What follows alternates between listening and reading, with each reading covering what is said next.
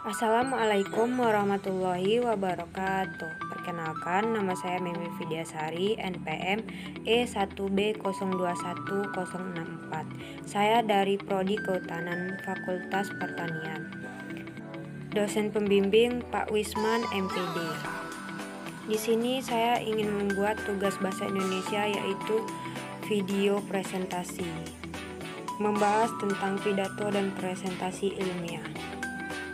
Kita masuk pada bagian A, hakikat pidato.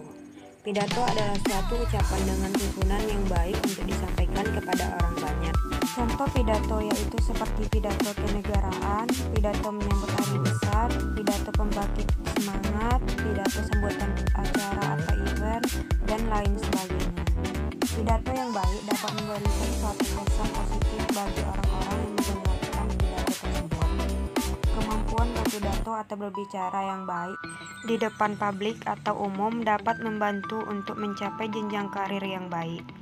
Bagian B, metode pidato. Yang pertama, impromptu. Metode ini merupakan metode pidato yang dilakukan secara spontan atau tanpa persiapan terlebih dahulu. Metode yang bernama lain metode spontan ini dilakukan dengan cara penyampai pidato langsung maju ke depan untuk menyampaikan pidatonya tanpa mempersiapkan teks atau berlatih dahulu sebelumnya. Metode ini mempunyai kelebihan dari metode lainnya. Pembaca pidato bisa berimprovisasi baik itu dalam bentuk tema maupun cara penyampaiannya. Namun metode ini juga memiliki kekurangan, yaitu jika si pembaca pidato tidak pandai berkata-kata atau tidak tahu materi apa yang akan disampaikannya. Untuk itu, jika hendak mengambil metode ini, maka kemampuan untuk menyusun kata-kata secara spontan dan kejelian dalam mengambil tema secara cepat harus dimiliki penyampai pidato. 2. Metode memoriter. Metode ini merupakan metode pidato di mana penyampai pidato menyampaikan pidatonya dengan cara menghafal teks yang sudah dipersiapkannya. Dengan demikian, persiapan sebelum berpidato, entah itu menyiapkan naskah pidato atau menghafal naskah-naskah, mestilah dipersiapkan secara matang jika ingin berhasil berpidato dengan menggunakan metode ini. 3. Metode naskah. Metode ini sangat cocok digunakan bagi yang tidak pandai berpidato di podium tanpa teks. Namun sayangnya metode ini akan membuat perhatian khalayak akan berkurang karena penyampai pidato yang menggunakan metode ini akan terlihat seperti orang yang kaku dan terlalu sering memenangi teks pidato dibandingkan khalayak. Untuk mengatasi hal tersebut, penyampai pidato mesti melihat ke arah khalayak di sela-sela pembacaan teks pidato. 4. Metode ekstemporan. Metode ini dilakukan dengan cara menyiapkan poin-poin penting dari tema yang hendak disampaikan, sehingga penyampai pidato tidak perlu membuat teks pidato secara utuh.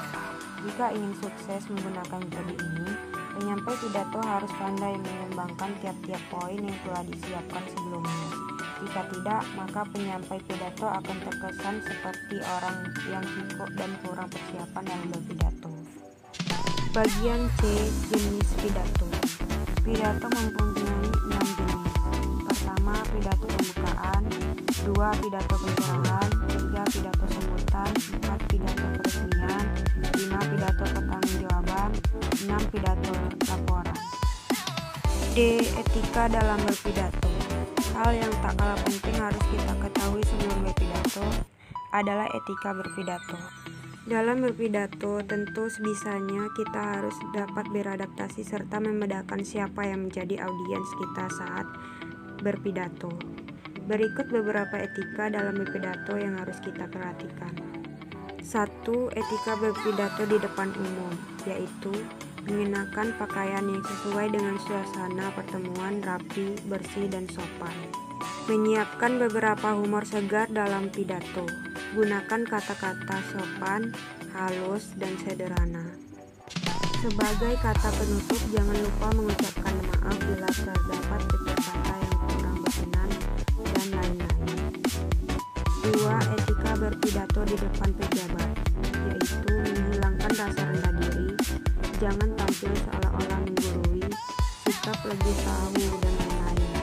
Jangan terlalu memberikan penghormatan yang berlebihan pada audiens. 3. Berpidato di depan pemuka agama. Jangan mengeluarkan kata-kata yang bisa menyinggung umat beragama. Jangan ada nada merendahkan atau memuji agama tertentu. Perbanyak istilah-istilah keagamaan. 4. Etika berpidato di depan para wanita. Bila pembicara seorang laki-laki, hati-hati jangan sampai menyinggung martabat wanita. Gunakan istilah-istilah yang tepat seperti ibu-ibu atau saudari sekalian. Hindari kata-kata kasar. 5. Etika berpidato di depan pemuda atau mahasiswa. Pidato harus mengutamakan penalaran yang berkaitan dengan dunia anak-anak muda. Jangan mengeluarkan kata-kata yang bersifat menantang. Jangan mengkritik dan menyalahkan anak-anak muda. 6. Etika berpidato di depan masyarakat desa. Jangan berbohong, gunakan kata-kata yang sopan dan sederhana. Kapan perlu sisipkan beberapa istilah dalam bahasa setempat. Kriteria pidato yang baik. Pertama, pidato harus memiliki tujuan yang jelas. 2. Sebuah pidato harus mengandung atau memuat kebenaran. 3. Penyampai pidato harus jelas dan semenarik mungkin. 4. Pidato harus bersifat efektif dan diselingi dengan humor. 5. Penyampaian pidato menggunakan artikulasi, intonasi, dan volume yang terang dan jelas. F. Tata tertib dan etika berpidato. Tata tertib. Urutan dalam berpidato biasanya diawali dari pembukaan, sajian isi pidato, dan penutup.